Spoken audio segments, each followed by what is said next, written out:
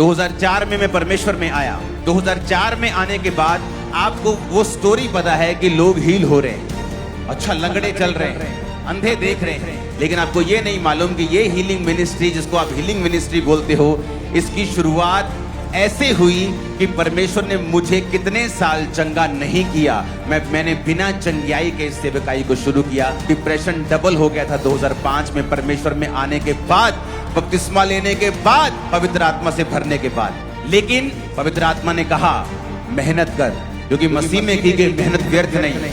ये वचन मुझे छू गया, क्योंकि जब मेंटली अपसेट के अटैक, डिप्रेशन के अटैक होते थे तो 6-6 घंटे मुझे बाइबल पढ़नी पड़ती थी।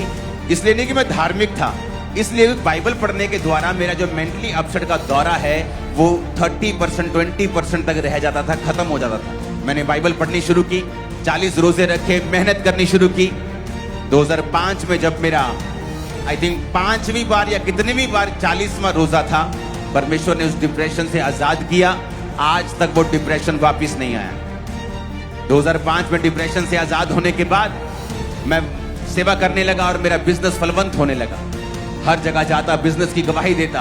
परमेश्वर ने मेरे टाइल्स एंड सैनिटरी के बिजनेस को ब्लेस किया।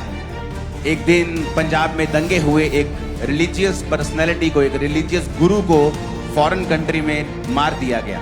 और वहां पर जब दंगे शुरू हुए तो मेरा घर उसी एरिया में था, और वहां पर जब आग लगा दी गई मेरे बिजनेस को उन लोगों के द्वारा, हमारी आंखों के सामने लाखों रुपए के गडाउन्स का लाखों रुपया हमारी आंखों के सामने चला। और शैतान कहता अब दे गवाही। अब मुझे सोचना था कि मैं आगे जाना चाहता हूं या मुझे कुछ अपना तरीका अपनाना है।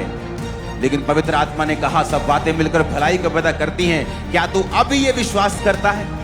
मैंने कहा हाँ मैं करता हूं। जो चर्च मेरे पास आने लगी, लोग आने लगे, ओ पास्टर जी बड़ा बुरा हुआ, हमें बड़ा अफसोस है, आपका करोड़ों का नुकसान हो गया। मैंने कहा क्यों अफसोस कर रहे हो? जब अगर वचन कहता है कि सब बातें मिलकर भलाई पैदा करती, क्यों अफसोस कर रहे हो? मैंने कहा मुझे कोई अफसोस नहीं।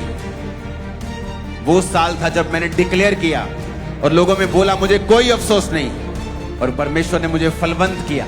शैतान ने जो कुछ चुराया था 100 गुना करके वापिस किया। 2008 में उस 50 मेंबर की चर्च 2012 आते आते उस पंजाब की सबसे बड़ी चर्च बन चुकी थी।